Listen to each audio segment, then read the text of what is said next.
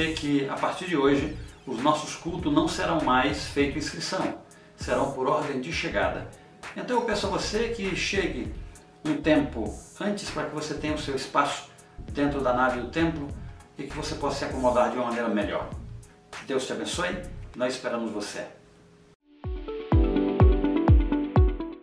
Graças e paz, queridos, esse é mais um vídeo de avisos e hoje eu quero compartilhar com vocês o que está em Tiago 1, no versículo 27, diz assim: Para Deus o Pai, a religião pura e verdadeira é esta, ajudar os órfãos e as viúvas nas suas aflições e não se manchar com as coisas más deste mundo.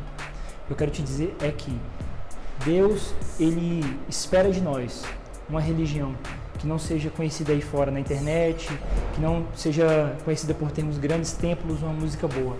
O que Deus Ele considera como uma religião pura e verdadeira é uma coisa muito mais simples, é se importar com o próximo. E quando você oferta no nosso ministério, você está cumprindo esse propósito pelo qual nós nos reunimos como igreja e pela qual nós proclamamos o nome de Deus, que é nos importarmos com o próximo. O seu investimento em missões, o seu investimento na nossa igreja tem feito a diferença, queridos. Você não imagina o tanto que o seu doar para esse ministério faz a diferença na vida das pessoas. Muitas pessoas têm sido abençoadas por essa igreja, tanto pelas lives que a gente tem feito, quanto pelos cultos presenciais, quanto pelos projetos que nós apoiamos e investimos. Então, eu te desafio hoje a entender que a verdadeira religião não está em coisas que nós temos, mas está naquilo que nós somos e fazemos, que é se importar, nos importarmos com o próximo, com os órfãos, com as viúvas, com aqueles que precisam. Então, hoje eu quero que você entenda que talvez você não tenha algo para doar de valor financeiro, mas você pode orar por alguém, você pode dar um abraço, e isso também é uma oferta, amém? Então, o que eu quero deixar hoje pontuado para você é que existe uma religião que Deus espera que nós possamos praticá-la, que é nos importarmos com aqueles que precisam, dar uma mão, um abraço, entenderam?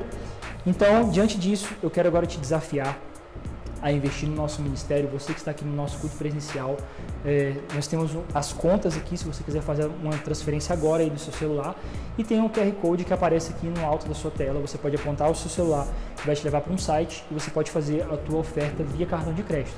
Você que está assistindo online, a mesma coisa vai aparecer para você, as contas e o QR Code. Você pode fazer a sua oferta, o tanto que você sentir no seu coração hoje para o nosso ministério, amém? Eu queria que você orasse pelos nossos projetos missionários, os pastores Neide e Davi lá da Amazônia, o Antivírus Brasil, para que nós possamos avançar nesse momento que o mundo tanto precisa, nós possamos fazer a diferença, amém? Então, um breve aviso para você: nós temos cultos presenciais todos os domingos às 19 horas e temos essa transmissão ao vivo no YouTube e no Facebook às 19 horas também, simultâneo. E às quartas-feiras, nosso estudo bíblico Formando Faróis, no nosso canal do YouTube, às 20 horas. Então, nós te esperamos lá, eu te espero online e espero aqui presencialmente. Um grande abraço e até a próxima.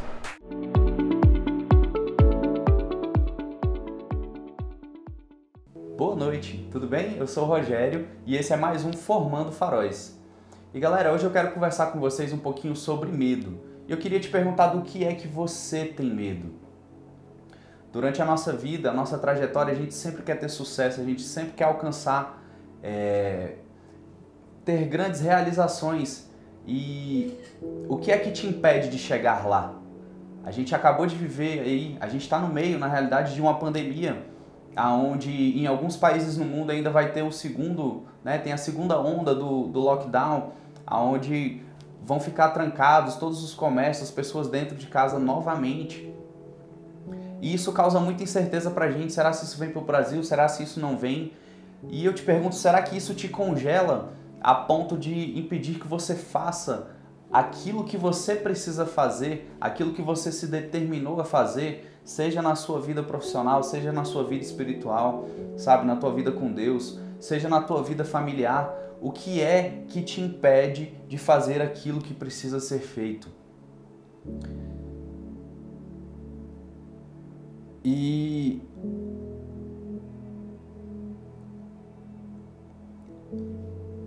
eu posso dizer para você que constantemente a gente tem duas forças que agem sobre nós, duas forças extremamente poderosas, queridos.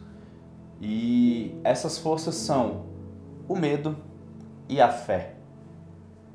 E a fé a gente já conversou bastante sobre isso, a gente já falou em vários formandos faróis sobre fé.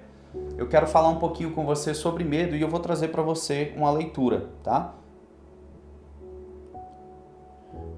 Em Hebreus 11, de 1 a 3, diz: Ora, a fé é a certeza das coisas que se esperam, a convicção de fatos que não se veem, pois pela fé os antigos obtiveram bom testemunho. Pela fé entendemos que foi o universo formado pela palavra de Deus, de maneira que o visível veio a existir das coisas que não apareciam. E o medo? O que é o medo? No dicionário, o medo é um estado afetivo suscitado pela consciência do perigo, temor, ansiedade irracional ou fundamentada, ou um receio também. Então, o que é o medo? É aquela história assim do homem das cavernas que está ali atrás de uma pedra e ouve um barulho gigantesco e ele pensa que pode ser, sei lá, qualquer um bicho grande, um mamute, alguma coisa assim. E aquilo causa uma apreensão de tal maneira nele, dele não saber aquilo que está do outro lado, e aquilo causa medo.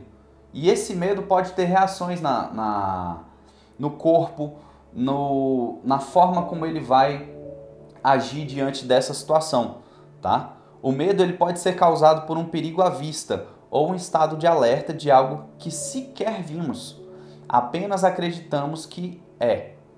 A psicologia também fala que a resposta anterior ao medo é a ansiedade. E queridos, aqui vai um alerta, porque para quem não sabe, eu trabalho com recursos humanos e constantemente nas entrevistas que eu faço, quando você pergunta para um candidato qual o maior defeito dele, a primeira resposta é que eu sou ansioso demais. E você tem sido ansioso? Será que essa ansiedade está precipitando o seu medo a ponto de te congelar? E aí eu parei para pensar. Eu fiquei conversando com Deus bastante, refletindo bastante sobre isso. Porque se a fé é a convicção das coisas que não se veem, e se eu tenho medo exatamente daquilo que eu não vejo, como é que é isso, Deus? E eu fiquei muito tempo, querido, orando e pedindo a Deus para que Ele me desse uma resposta. E é muito simples. Não tem nada sobrenatural em cima disso. O maior problema, o maior controle que a gente precisa ter e a maior resposta que a gente pode ter ao medo vai estar aqui dentro da minha e da sua cabeça, tá? Agora imagina comigo, uma pessoa cega. Um cego de nascença, tá? Aquele cego de nascença, ele aprende muito cedo a pegar uma bengala, ele aprende muito cedo a tatear com essa bengala no chão, tá? E com isso ele consegue caminhar nas ruas. Mas esse cego, ele não sabe como é uma calçada. Ele nunca viu uma calçada. Ele não sabe como é uma escada. Ele sabe batendo aquela bengalinha dele para que ele consiga. Ele sabe que ali tem um obstáculo que ele vai passar por ele, mas ele não vê, ele não enxerga. Vocês acham que esse cego tem medo? Eu tenho certeza que ele tem medo. Ele tem medo de cair, ele tem medo de ser assaltado, ele tem medo de alguém tentar alguma coisa contra a vida dele, exatamente pela vulnerabilidade que ele tem. Exatamente porque qualquer pessoa pode fazer o que quiser com ele por conta dele não conseguir enxergar. E você, o que você não tem enxergado? Eu tenho certeza que você talvez não tenha enxergado o teu futuro, talvez não tenha enxergado com os olhos de Deus aquilo que as bênçãos que Ele tem para você lá na frente. E às vezes é estranho porque a gente passa por vários períodos escuros de verdade. períodos onde a gente até tenta tatear, cai, levanta de novo e olha para Deus e pergunta, mas Deus... E aí é onde está o segredo de tudo. Sabe aonde está Deus? É o mesmo suporte que o cego tem. Sabe aquela bengala que vai tateando? O seu apoio é Deus. O seu apoio é Jesus. Então, queridos, a gente não sabe para onde vai essa pandemia. A gente não sabe para onde vai, o que vai acontecer com o mundo. O mundo está esperando uma vacina milagrosa. As pessoas estão esperando que depois do dia 31 de dezembro de 2020, o mundo vai virar outro e acabou o coronavírus. E talvez não seja isso.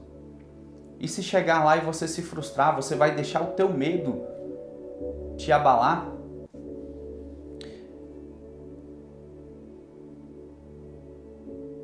E eu parei para refletir bastante sobre isso e comecei a pensar nos exemplos que a gente tem, sabe? Eu busquei o exemplo de José. Veja como foi a vida de José. Ele teve um sonho, contou para os irmãos, contou para os pais. Os irmãos, por medo, venderam ele porque não queriam ser chefiados pelo irmão mais novo. Ele foi vendido como escravo, ele foi preso, passou por inúmeras situações. Ele tinha um sonho. E você acha que durante toda essa trajetória, José teve medo? Aí aqui vem algo que é do meu coração. Eu tenho certeza que ele teve medo. Porque ele era de carne e osso, assim como nós. Mas ele tinha uma convicção. Ele tinha uma certeza daquilo que ele ainda não viu. Ele sabia que Deus tinha um propósito para ele. Ele sabia que Deus deu um sonho para ele.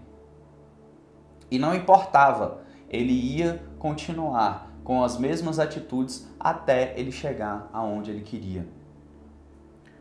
Ora, veja Davi. Imagine você, querido, enfrentar um gigante. Vamos tentar colocar numa proporção assim. Imagina colocar você na frente de um homem de 4 metros de altura. Não estou dizendo que essa era a altura dele, mas vamos jogar numa proporção para a gente sentir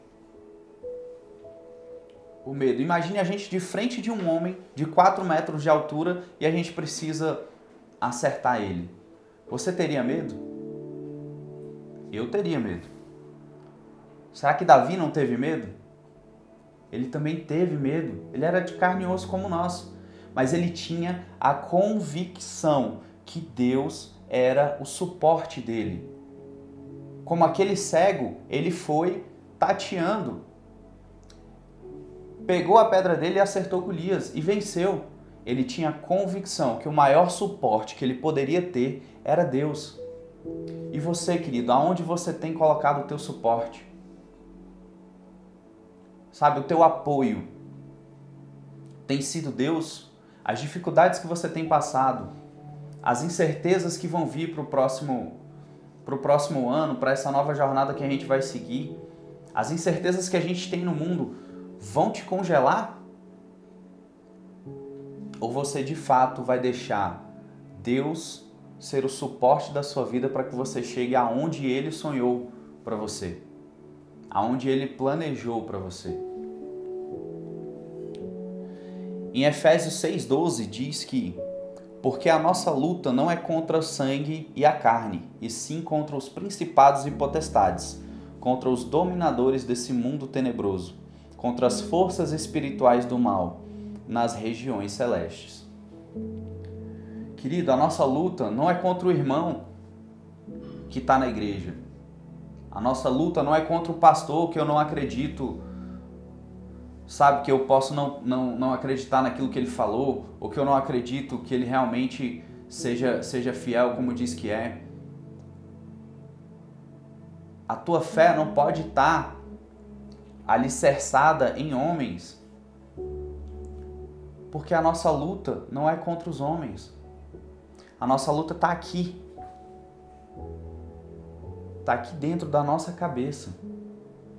E você tem deixado aquela voz que te leva um passo atrás ser maior do que a voz de Deus?